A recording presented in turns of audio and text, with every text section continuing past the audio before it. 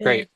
All right. So, welcome to my talk. As just mentioned, I'm a newer member of Siobhan's lab. And so I'd like to walk through my thesis plans and the research that I'm interested in. And I want to hear your guys' opinions at the end. So, I'm going to start just with an introduction to my work and what I'm really interested in.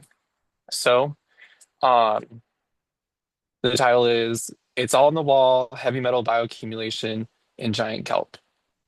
So, um, I'm glad to be talking to other people who enjoy kelp. So, you guys probably already know what macrocystis is, but I'll go through it. So, macrocystis is this beautiful organism here, and it is a keystone species of kelp forest here in Southern California, um, and across the Southern Hemisphere and the West Coast. And some fun facts that I just enjoy about macrocystis is how fast it grows. You can grow up to 3 feet a day, which is crazy, and up to 200 feet in length. I think this is wild. And it's also a target organism for aquaculture here in Southern California. So people are interested in farming kelp for its medicinal uses and also uses in food and animal feed, which is really cool. And unfortunately, it's understudied. It's not a model organism. So model organisms that come to mind are E. coli or mice and rats, where people can genetically alter them. And there's a molecular tool set already available to probe these organisms. But with macrocystis, people haven't studied it in great depth molecularly. So our lab is really cool in that we pioneer bringing these molecular techniques to macrocystis and other kelps in general. And uh, giant kelp is really important environmentally for its ability to form kelp forest. And these forests perform roles in the ecosystem, including biodiversity.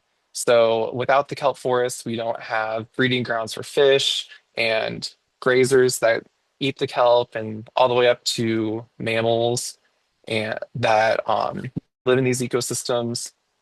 And giant kelp also provide an erosion buffer for our coasts. And importantly, they filter pollutions in the water. And that is a little more as to what my thesis is about. And they also deacidify the oceans. So bringing it back to climate change, we're acidifying our oceans right now, and they help fight that. But unfortunately, we've lost about 75% of kelp forests in the past century. So it's really important to understand this organism not only for its economic impacts and its ecological importance, but also for reforestation efforts and um, like restoring the forests. So giant kelp have this really unique ability to bioaccumulate heavy metals. Um, so here are some sources of heavy metal contamination. They can come from natural sources, including uh, forest fires, which is very topical, and then agriculture, runoff in general, but also industrial um, sources pollute our oceans. And this will bioaccumulate in giant kelp tissues.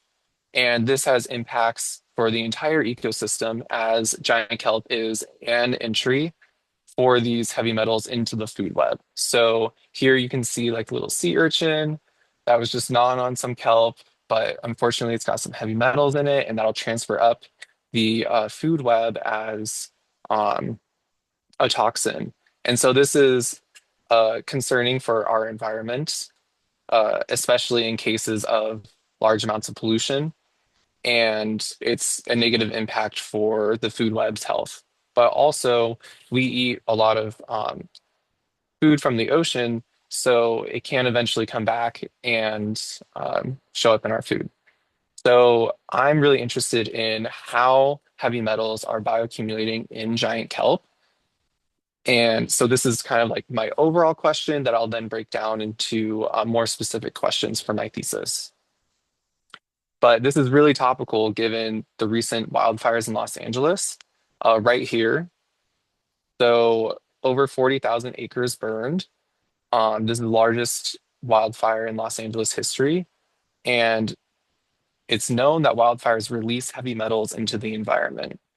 Um, so, for example, smoke from the wildfires literally rained ash into the ocean, and the storm runoff from rains bring the ash and debris into the ocean. So the fire happened right before our rainy season, and then we've had a lot of rain come and wash those debris into our ocean. And for example, here is ash samples that Cal Kofi collected from a plankton net all the way 100 miles offshore. And you can see that there's like clearly a lot of ash. And they describe taking up their nets as like usually it's clear and you can see little plankton, but they said their nets were like completely black. So we know that there's pollution occurring. And there are some ongoing efforts to measure this pollution from the January fires. Um, Most notably, Heal the Bay has these sites where they've gone out and they've taken ocean water samples and looked at heavy metals. But there are other organizations also looking at heavy metals from the storm, and that includes LA County. But most of these sources have not published their results. Heal the Bay, though, has published some preliminary findings, and they found that these heavy metals, aluminum, iron, selenium, manganese, arsenic, copper, and zinc, exceeded safety thresholds for marine health. So they published some numbers, but I've also had a meeting with them and I'm trying to get um, more data to help guide my experiments. So I wanted to talk about the fires just to bring in the relevance of heavy metal bioaccumulation, giant kelp, and um, yeah, just say that it's relevant for us right now. So you may be wondering what are heavy metals? I've been talking about them, um, but they're naturally occurring elements of high atomic weight and density, and they're extremely toxic at low concentrations. And this is a broad definition, and it includes arsenic, lead, cadmium, nickel, mercury, chromium, cobalt, copper, which I'm really interested in, and zinc, and also some of the other ones on the other side, like selenium. And these heavy metals will readily dissolve into their cationic form in water. So here's an example. You have copper here, and it has a positive charge when it's dissolved in water. So that's really important. It has a positive charge because it's going to interact with something negative in the kelp. So this brings me to like, how does the organism bioaccumulate heavy metals? What about the heavy metals is drawn to the kelp?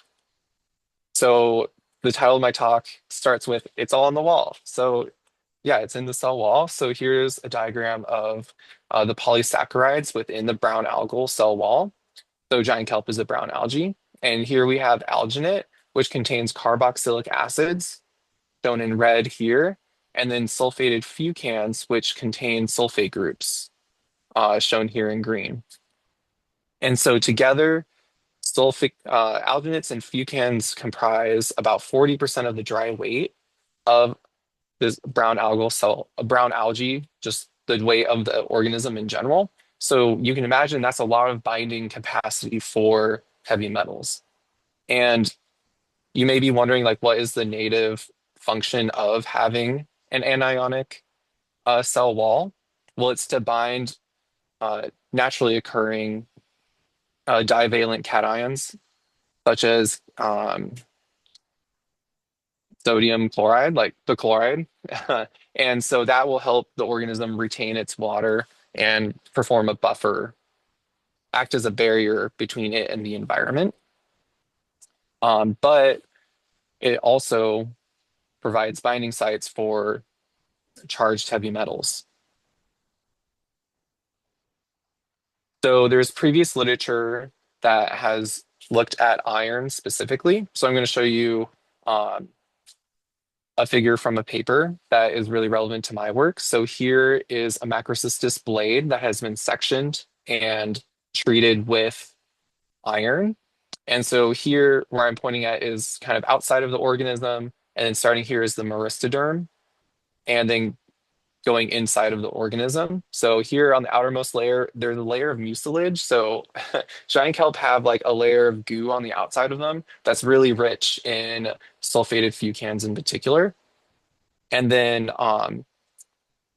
here, and so what they did was they added a fluorescent reagent that binds to the iron. So where you see green is where iron is. And you can notice, you can tell that the green is in between the cells, right in the cell wall. So I believe that these polysaccharides are binding to the heavy metals, and you can see that it's penetrating within the organism. But um, when we look at the fluorescent image, we can see that the majority of the binding is within this mucilage layer, which is really interesting. So this paper only looks at iron, not other metals. So perhaps other metals are behaving differently. We don't know until we test it. And another key piece of evidence that it has guided my thesis is this paper where they extracted cell wall polysaccharides from a brown algae. This one's not macrocystids. It is Podina at two locations, a highly polluted location and a clean, like less polluted location. And they looked at the polysaccharides, and you can tell that alginate and fucoidan are more prevalent in the contaminated sample versus the clean sample. So this indicates that um, the organism is increasing its charged sugar content in response to the heavy metal pollution as an adaptation.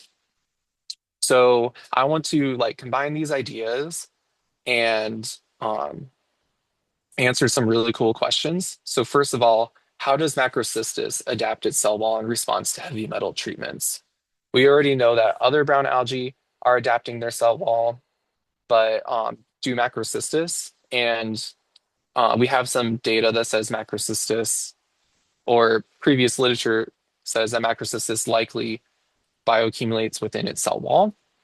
And then I want to understand the genetic regulation underlying this adaptation. And finally, I'm also interested in what heavy metals are bioaccumulating here in Southern California kelp forests, just for that local relevance. So I've done some experiments. Here, here are some macrocystis that we collected from Palos Verdes. And what I did was I chopped it up and I put it in solution. It's a tumble culture where air is circulating and the algae is like fairly okay. And then I also have gametophytes, which are the reproductive life stage of the giant kelp. And I'll explain that a little further later. And I did a 6-day treatment with copper.